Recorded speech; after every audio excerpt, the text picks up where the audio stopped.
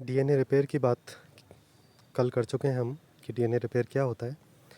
आज अपन बात कर रहे हैं कि रिपेयर मैकेनिज़म्स जो हैं वो कितने प्रकार की हैं। बेसिकली यूकैरियोट्स और बैक्टीरिया दोनों के अंदर 3 प्रकार की बेसिक डीएनए रिपेयर सिस्टम होते हैं।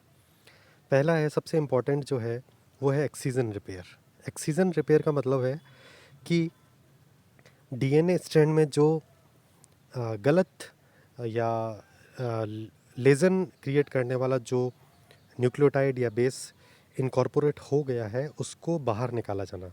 तो एक्सीजन का मतलब है बाहर निकालना। ये रिपेयर एक्सीजन मैकेनिज़्म जो है ये 2 प्रकार की है, बेस एक्सीजन और nucleotide excision.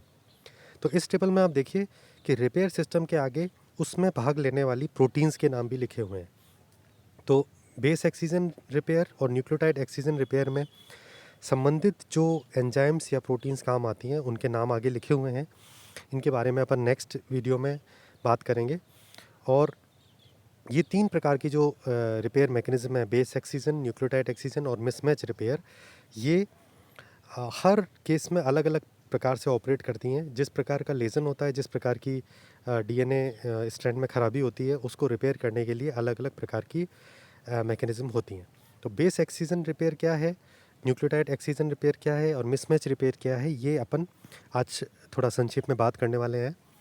Base excision repair का मतलब है कि जब लेज़न को या डिफेक्टिव बेस को डीएनए स्ट्रैंड से निकाल लिया जाए और उसकी जगह करेक्ट बेस को इनकॉर्पोरेट कर दिया जाए। तो यहाँ पर अपन सिर्फ बात कर रहे हैं बेस की, नाइट्रोजनस बेस की बात कर रहे हैं, हम न्यूक्लियोटाइड की बात नहीं कर रहे हैं। तो अगर पूरा का पूरा न्यूक्लियोटाइड हटाया जाता है तो उसको बोलते हैं न्यूक्लियोटाइड एक्सीजन रिपेयर। तो न्यूक्लियोटाइड एक्सीजन रिपेयर जो है ये ज़्यादा यूनिवर्सल मैकेनिज़्म है, स्पेशली यूकैरियोट्स और ह्यूमन बींग्स में, मैमल्स में न्यूक्लियोटाइड एक्सीजन रिपेयर ही मेनली ऑपरेट करती है। बेस एक्सीजन रिपेयर जो है वो इतनी यूनिवर्सल नहीं है, क्योंकि यहाँ पर जिस प्रकार का लेज़न होगा उतने ही प्रकार के आपको डीएनए ग्लाइकोसाइलेज एंजाइम चाहिए होंगे। तो बेस एक्सीजन रिपेयर में काम आने वाली जो 4 प्रोटीन्स हैं वो हैं DNA glycosylase, AP endonuclease, DNA polymerase first, DNA ligase. जब अपन ने डीएनए पॉलीमरेज के टाइप पढ़े थे तब मैंने वहाँ पर आपको बताया था कि डीएनए पॉलीमरेज फर्स्ट जो होता है वो रिपेयर पॉलीमरेज होता है। तो अब आप देखिए यहाँ पर बेस एक्सीजन और न्यूक्लियोटाइड एक्सीजन में दोनों जगह पर डीएनए पॉलीमरेज फर्स्ट का नाम लिखा हुआ है। तो इसी रिपेयर मैकेनिज्म की अपन बात कर रहे थे।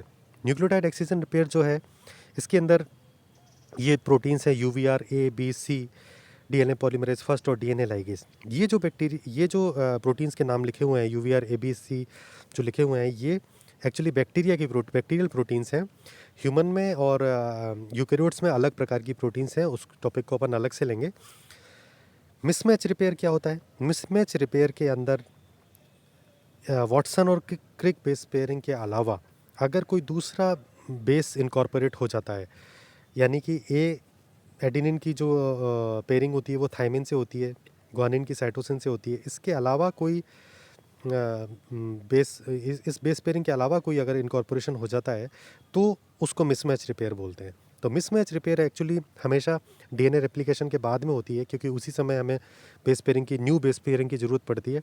तो ये मिसमैच जो रिपेयर है ये मिसमैचिंग को हटाने के लिए है। ज़्यादा यूनिवर्सल कौन सा है वो है न्यूक्लियोटाइड एक्सीजन। न्यूक्लियोटाइड एक्सीजन का मतलब है इसमें ज़्यादा प्रकार के डिफरेंट टाइप्स के जो लेजन्स हैं उनको रिपेयर किया जा सकता है। बाकी बेस एक्सीजन और मिसमैच रिपेयर में इतनी यूनिवर्सलिटी नहीं है। मिसमैच रिपेयर में dam methylase, mute S L H proteins, exonuclease, DNA helicase second, SSB protein, DNA polymerase third और डीएनए लाइगेज काम आते हैं। Thank you.